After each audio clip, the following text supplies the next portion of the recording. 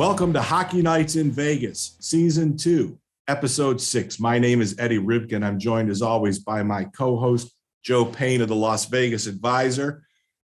Joe, we had a very interesting game at T-Mobile last night against the first-place Calgary Flames, but the real news that's sort of been buried in the lead is that in the post-game press conference, Robin Lehner said he will not go to the Olympics based on his consultations with his psychiatrist and with his family. We thought last night's game might have been sort of a showdown to see who the starting goaltender for Sweden was going to be for the Olympics. And the Panda slid one past us, except that we caught it at the very end. There was a question asked by Jesse Granger. Right. And Jesse's pretty sharp. But it's funny because you, I, and Chris Chapman, who we all sit one by one there in press box, said this is the audition for the Swedish Olympic team. Who's going to be the starting goaltender? Well, it looks like Markstrom has been handed the role. Well, what do you think of it? What do you think of his decision? I absolutely think it's great news for the Vegas Golden Knights and for Robin Lehner, because he's played a lot of games already, and if he keeps going on this particular pace that DeBoer is, putting Brassant in very rarely, so to speak. I think Brassant's only played 5 games, and Robin's played 18 or 19 games, right? He might. I mean, if the schedule stays the same as far as the frequency of using Robin, we're talking possibly 57 to 62 games. And that's a lot of games for a big man to play.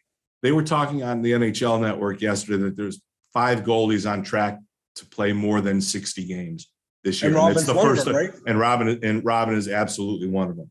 I agree with you 100%. This Panda fella, he's been nothing but forthcoming with us. When he's had a bad game, he stood right up there in the firing line and took it. And when he had something on his mind to say, he spoke it.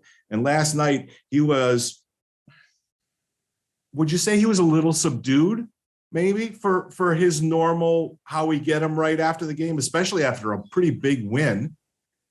You know what I noticed about Robin?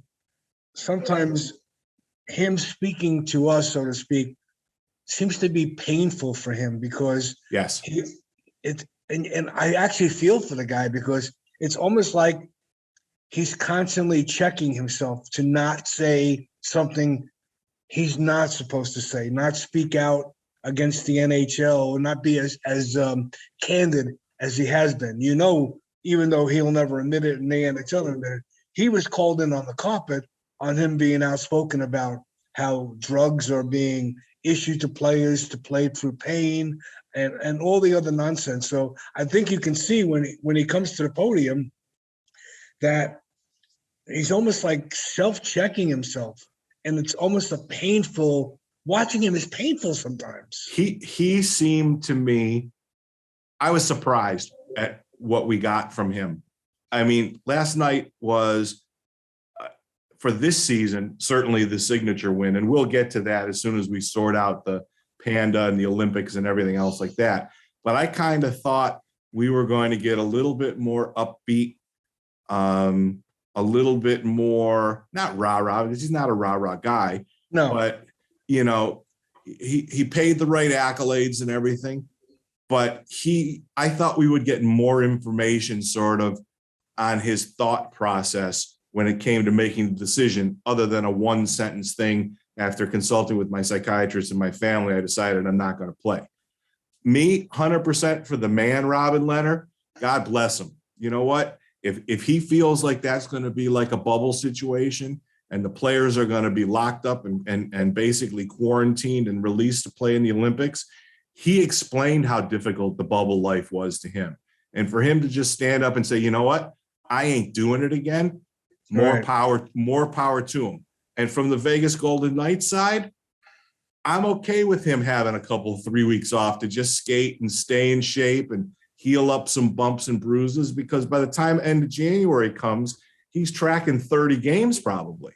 Yeah. So to me, and I understand wanting to play in the Olympics and the loyalty to your country. But you know what? I think this is an absolute 100% win-win for the Vegas Golden Knights. Yeah, and I think, granted, everybody, I mean, it would be an honor to play in the Olympics. But I think he's weighed the fact that is Sweden really a favorite to win the gold medal, which, you know, when you dangle the gold medal there, that makes it more interesting. I don't think Sweden may be the fourth choice to win the gold medal. I think there's three other countries that probably are, I don't want to say head and shoulders, but are favorite to beat Sweden. And it would be obviously Canada, US, and Russia, probably the top three countries that probably have a good shot. I mean, Sweden's always had a good team. And with Markstrom, and Markstrom's an excellent goaltender, do they have a legitimate shot? They have a shot to medal. Do they have a shot to win the gold medal? I don't know. And I think that may have played a major decision in Robin deciding to pretty much stay home. They would need a favorable draw and Markstrom maybe to steal a game or two for them to win the gold medal. Yeah. Whereas the other three countries you mentioned, it seems like a more direct path, I would say, to winning a gold medal. Those three are always in the conversation of the gold and silver medals. Those three countries are just sometimes you're actually shocked if any of them don't make it that far. But right. You know, here's another thing you need to look at also is besides the amount of games that Robin is playing, how about the amount of shots he's faced? I believe he's faced staggering 619 shots so far. The Vegas, which is historically a good structured defensive team, is giving up on an average of 33 to 34 shots a game, which is tiring for a goaltender. So I think that, I mean, there's a lot of pieces to this puzzle, and I think that's probably a couple that have made him make this decision. All right, well, let's pivot specifically to last night's game. I told you when we were sitting in the press box last night, to me, the season started last night. I mean, yes, there were 22, 23 games in, but you know, it was literally Pete DeBoer reaching in a grab bag and seeing who he was going to get in the lineup. Last night, for the second time in 24 games, they had their top six forwards. They were really only missing Alec Martinez, and you can't really count Jack Eichel yet. So this was as close to the lineup, I think, that Kelly McCrimmon bought and paid for that they had. It happened to coincide with the first game against the first place team in the Pacific Division, who is 9 points ahead of them. But, you know, last night we saw a lockdown, focused Vegas Golden Knight team that gave up one grade A scoring chance in the first two periods. And to me, it's season on now. Yeah, I agree. I mean, Calgary is a team that was averaging over 3 goals a game, and Vegas shut them down the first two periods, and Calgary pretty much crawled their way back into the game and scored 1 goal, and then did score another goal after they pulled Markstrom. And yeah, Vegas played, and you know, and Robin had said in the previous games that Vegas wasn't playing Vegas Golden Knight hockey. Right. Last night, Vegas played Vegas Golden hockey, especially on the defensive side of the puck. He got a heck of a lot of support defensively. I mean, that one save on the breakaway, I believe it was Haig that pretty much pulled the puck out before it was going to roll over late the in the third. Late in the third period. That was a huge save. But they played well, and you and I both talked about how this might be the deepest and top 9 forwards throughout the whole entire National Hockey League. Their depth is incredible. You know, it's funny because for the first 3 or 4 years, everybody said they're not deep down the middle. They're not deep down the middle. It's with William Karlsson's not a legit number 1 center. Chandler Stevenson's not a legit number 1 center. Then they go out and they trade for Jack Eichel, and everybody says, "Oh my God, they're now the deepest team down the middle in the NHL when Eichel comes back." And you know, yes, I conditionally agree based on, you know, Eichel coming back and being Jack Eichel. But last night, I thought that they got into their system and they played their system and they influenced the flow of the game almost from the puck drop. And the first period, I'll say in the games that I've seen, and I've missed a couple while I was traveling, that was the best period of hockey that they played. I mean, they shut Calgary down. The shots were only one or two different, but the quality of shots that the Golden Knights got in the first period versus what they gave up to Calgary there was no comparison whatsoever. Yeah. Vegas really took it to them. Yeah, Robin, who has saved the team's bacon on a number of nights, didn't really have to make any game-saving, grade A scoring chances last night. No, he didn't. Not really. No, he didn't. And what I do find interesting when you mentioned Jack Eichel, and I actually posed this question to you last night. I said, okay, Eddie, when Eichel comes back, where does he go? And you said, emphatically, he goes between Stone and Pacioretty. He has to. You're not going to pay a guy. I don't, and Joe, stop the madness, Joe. No. Listen, you're Eddie, not going to pay $10 million for a center and have him be 3C, and you're not going to break up the misfits after 5 years together. You're not going to break up the misfits, but you're suggesting to break up the Stevenson, Stone, Pacioretty line, which has been magical from the moment they were put together. Okay, with Jack Eichel there, it's magical times 7. Well, yeah, but you know what? Okay, how much do you increase the caliber of the team by front-loading your number one line?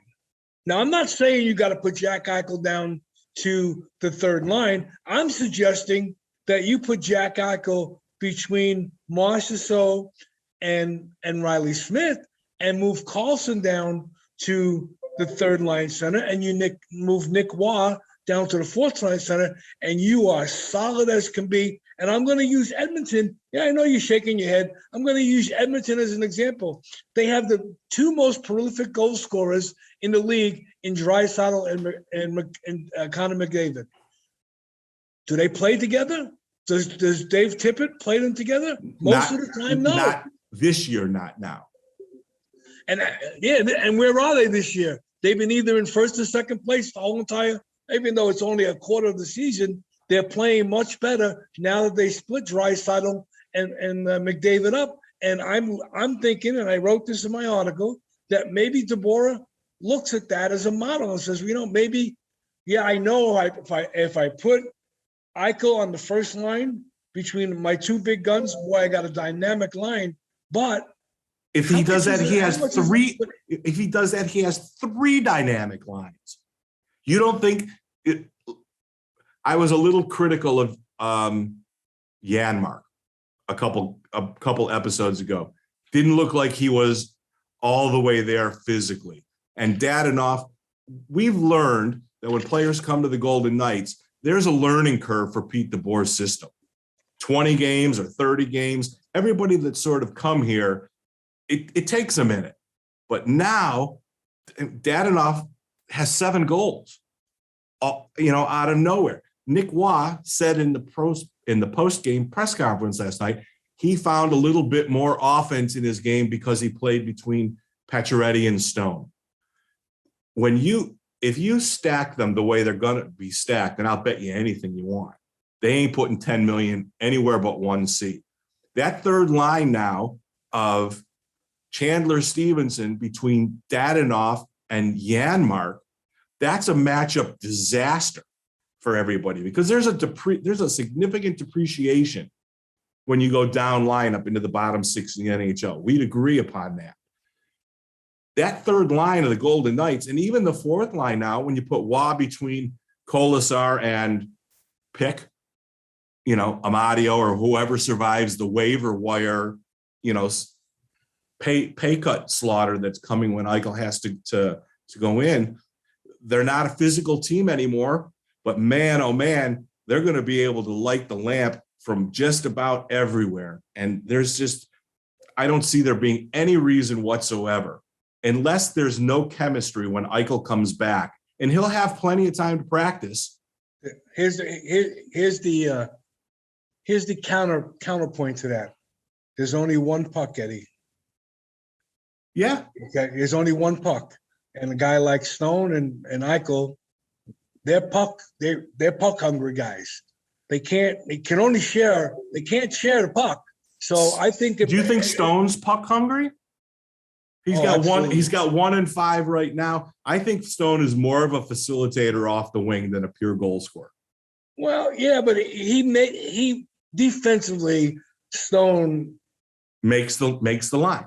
Okay, so you were suggesting you put Eichel with Stone because he can compensate for what Eichel lacks defensively, because Eichel's a constant go forward guy. Eichel, I don't know Eichel to be a guy who's just coming back on the puck. Well, we might not know that, but we know that Pete DeBoer is not going to let one guy cherry pick no matter how much money he makes, and Eichel will fall into line. I think that. Listen, Pacioretty's a pure sniper. There is no conversation about that whatsoever. It's been that way. It's going to be that way until his hands fall off. Okay, but Eddie, but let me before you go any further, I think if you put Eichel on the first line, you take away potential goals from Pacioretty. Do you agree? No. You don't agree? No, you can't have. You can't have one puck. You can't have 2 30-goal scorers on one line. They play 20 minutes a night, 21 minutes a night. I'd rather have 2 30-goal scorers on 2 different lines. That's my point. And when you come to the playoffs, if you can roll 4 solid lines on an ice surface that gets a lot smaller than a 200 by 85 foot, the Vegas Golden Knights are going to be a juggernaut for any team they face in a 7-game series. Yeah, you don't think that they're a juggernaut with Eichel, Carlson, Stevenson, Waugh down the middle? They're a juggernaut in that order. Yeah, but I believe they're more balanced if you put Eichel on the second line. If you center Eichel on the second line, okay. You put Carlson on the third line and Waugh on the fourth line. And then you got Waugh and Chandler Stevenson, and then you have to find your odd 12th forward among the other revolving forwards that have gone through the system so far in the first 24 games. And here's the thing here's the potential fly in the ointment. Riley Smith might not be here. The way you've got it set up, you've already dumped Shea Theodore. Am I correct? I believe Shea Theodore is. Yeah. I don't want to say he's expendable, but he seems to be the piece that is going to bring back more and higher draft picks. If a team, okay, Eddie, I'm going to give you the scenario.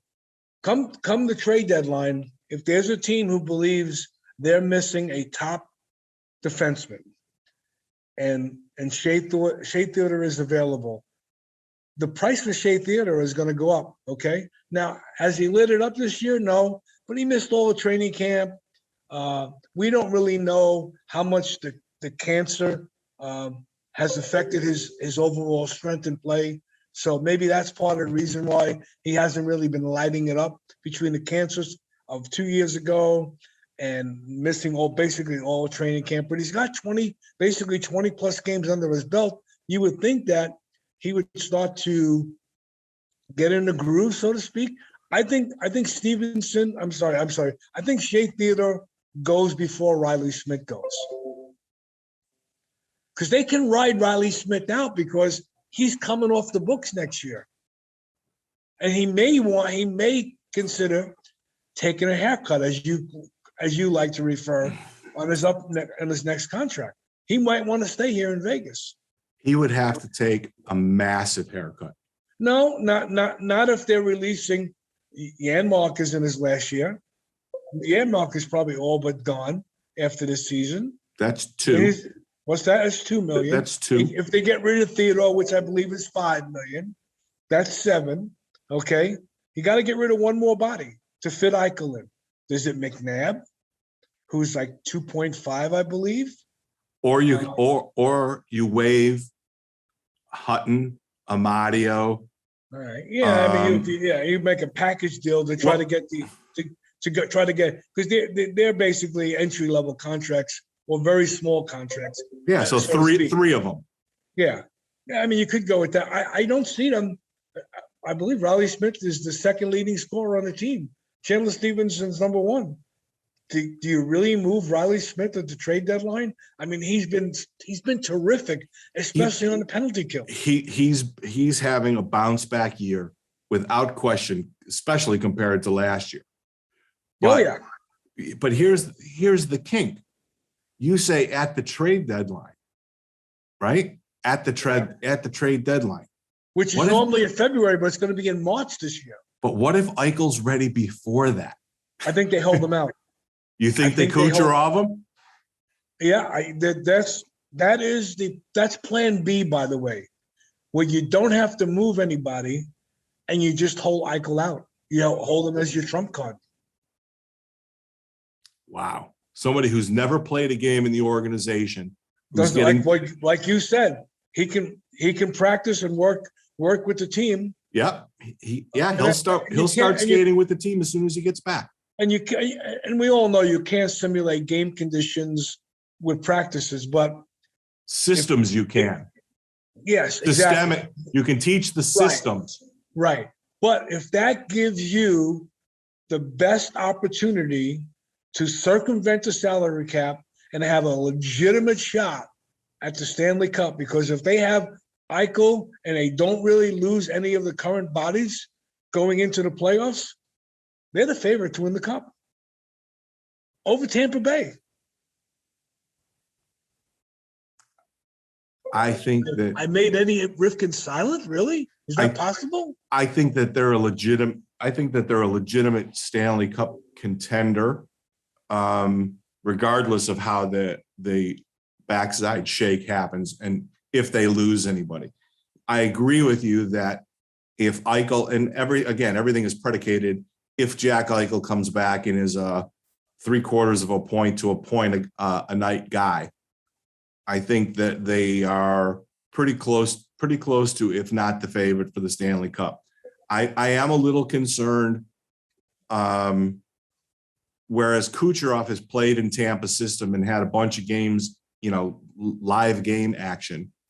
I would be a little concerned if Eichel's first game as a Golden Knight was round one, game one of the Stanley Cup playoffs. I would be a little concerned about that, just because the difference in not the speed of the game, but the crunch of the game. When we talk about the smaller ice and things like that, regular season, I think that it might not be the best idea to have his first game be the first round in the playoffs. I like the trade deadline maneuver a little bit better, even if he only gets a half a dozen or 9 games during the regular season, where he gets, full speed, full contact, full flow with whoever his line mates turn out to be.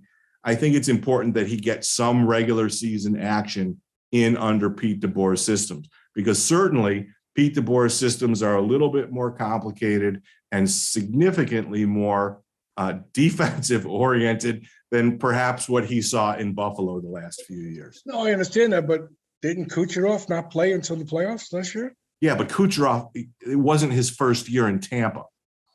I'm saying Kucherov's played regular seasons in Tampa before. Well, I understand that for John Cooper. But we're talking about learning and meshing into we're talking about executing a system. Right. He's going to have plenty of time to do that at City National Arena every day, basically. I think that will be that's going to be one of the best attended practices in a long time. I'll tell you that much.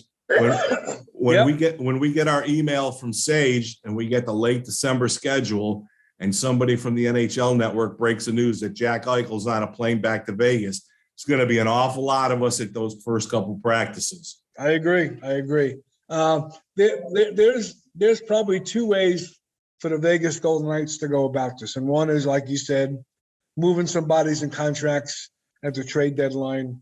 Or the other thing is doing nothing staying pat, so to speak, and writing out the CBA or using the CBA's clause that allows teams to go above and beyond the 81.5 million salary cap once the season ends, and that's the other option.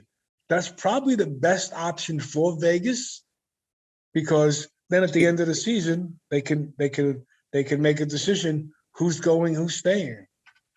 Well, it's less forced if they do it this year.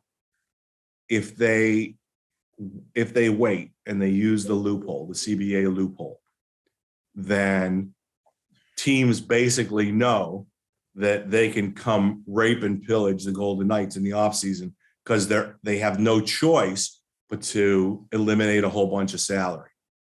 And well, there's at least, I don't 1 have million. the cap friendly in front of me, but 1 I know million. there's at least 3 unrestricted free agents going into the summer.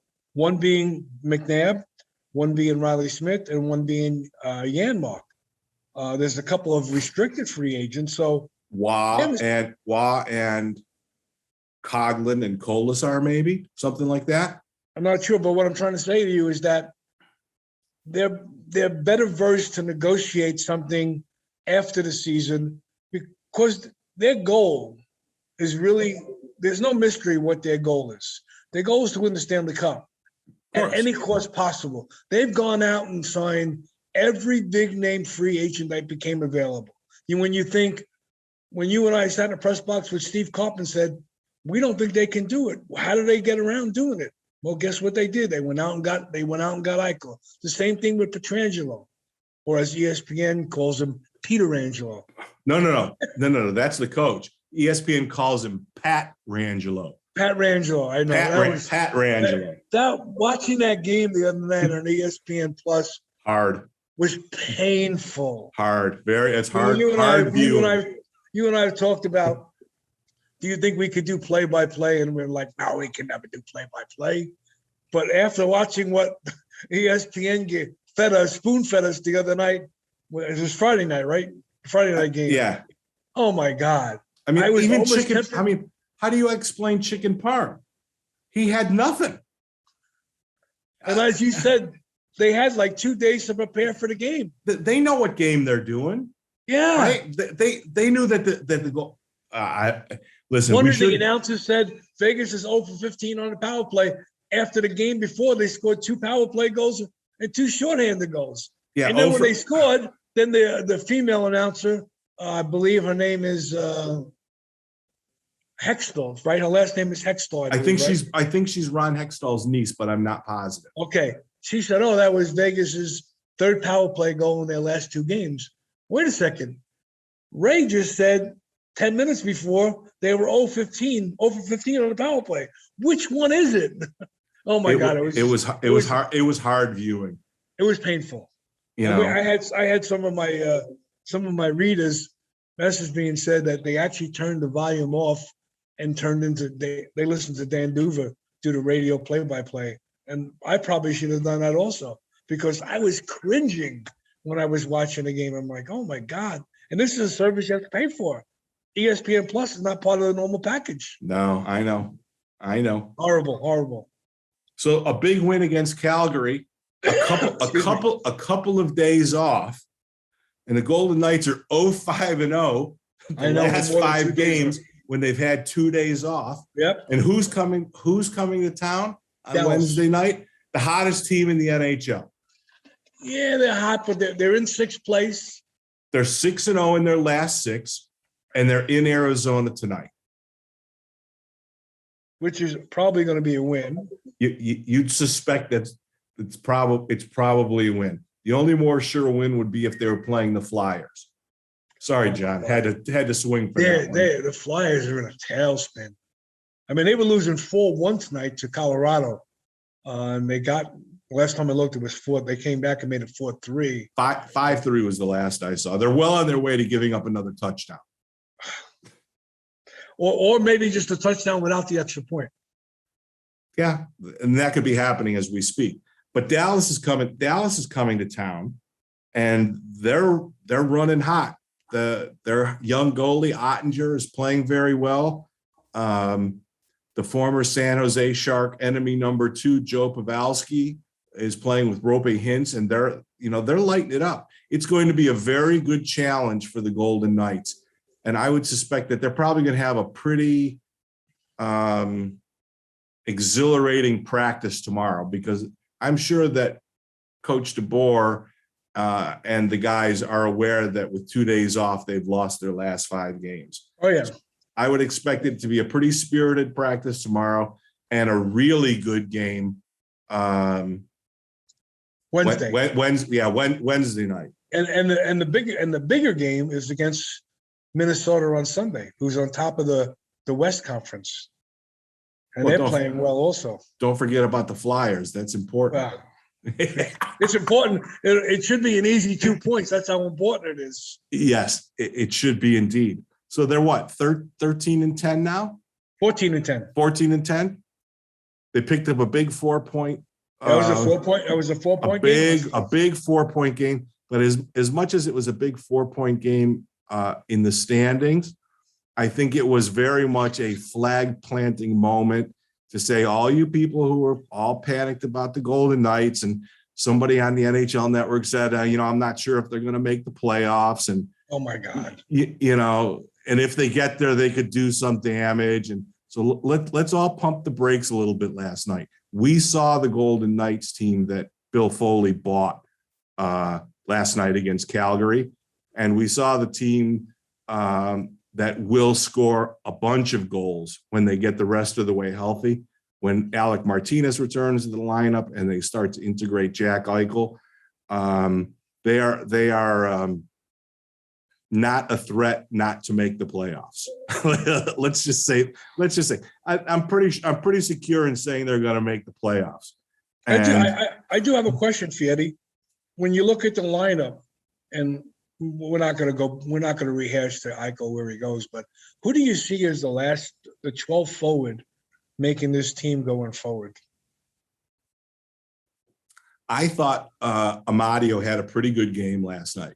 I think that he showed a lot of poise with the puck, and he's played pretty well. On the defense, even though he was scratched the last couple of games, I thought that Ben Hutton had some pretty calming, stable games. Yep.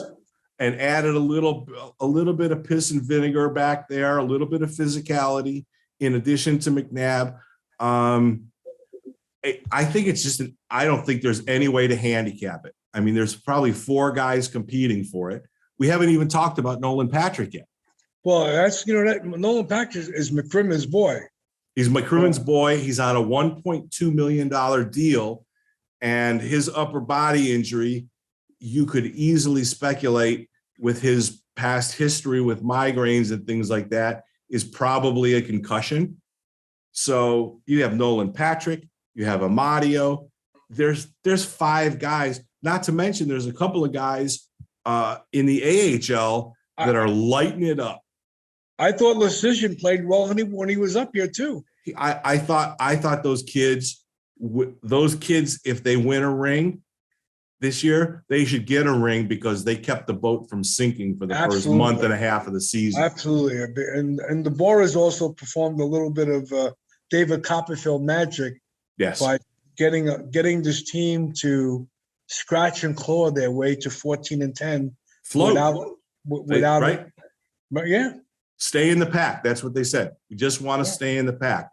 Well, they're in the pack right now. And I would say they're sharpening their swords for a run. I was really impressed with last night's game. They leaked a little bit of oil in the third period, but you knew that Calgary was coming. Oh, you knew Calgary was going to make a push. There's absolutely no big criticism for last night's game. I think of the games that I've seen, it was absolutely the bellwether best game. It might have been the best game that they played this year so far. I agree with that 100%. On both sides of the puck, yes. Defensively and offensively. That was the most complete Vegas Golden Knights effort that we've seen. Forget the blowout against Arizona. And I'm talking about full 60-minute game. I think that was their best effort. And I think that they're going to need another effort like that on Wednesday night. I think Panda's going to probably start, and then Brossois will probably start against Philadelphia on Friday. That makes sense. Lehner will come back against Minnesota on Sunday. I think it's Sunday. Yeah, he'll have 3 days off too. So, they're positioned right to start rattling their cages of the people above them. Edmonton got blown out last night in LA. But LA, unexpected. And I believe the game was in Edmonton too. I believe it was. And Connor McDavid got ejected for the first time in his career on a pretty dirty hit. He's probably going to get suspended, Yeah, which is going to be, there's going to be a lot of, can we really suspend the star of the league? You adjudicate the play, not the jersey. For years, Sydney and Pittsburgh got away with murder. And now, McDavid is the face of the NHL now. Do they really want to put him on the shelf for a couple of games? It was did you see the hit? I haven't seen the hit. He was literally, the King player was literally this far from the glass and facing the glass, and McDavid put it right between his shoulders and just crushed. I didn't see the game. Was there history between these two players? No? That's uncharacteristic of McDavid. He's not a dirty player. No, but his action warranted at least a game. If they're suspending people for slew footing now, if you cream somebody's face into the glass and you leave them with a mush full of blood, you got to get at least a game, I think.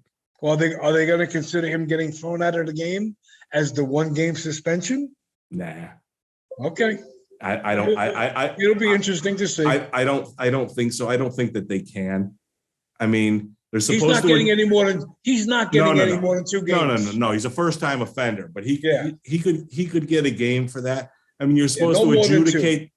You're supposed to adjudicate the play, not the jersey, right? And you look at the hit, and the bottom line is the guy went down and was crumbled and came up with a mouthful of blood. So when you say you're supposed to adjudicate the play and not the jersey, how many games would Tom Wilson get for that kind of hit? 5. There's the inequity in the system right there. It's not an inequity. Tom Wilson's got 5 other suspensions. Right. McDavid doesn't have any, right? You also have to look into the repeat offender fact of this, And listen, we can get into Wilson, but we'd be going an hour and a half. Joe is taking off for New York. I'm going with the team for the 3 games in New York. And I advised him to get a down jacket because I was looking at the weather of today's Monday Night Football game, and it's 50-degree breeze and blowing snow. So you have a great time while you're there, Joe. I'll be bundled up in my shorts and a t-shirt. We're going to try to bring you a remote control podcast somewhere on the road trip. But this is season 2, episode 6 of Hockey Nights in Vegas. There are little buttons that pop up during our podcast for likes and subscribes and things like that. Do us a favor and hit those buttons, please. We appreciate it.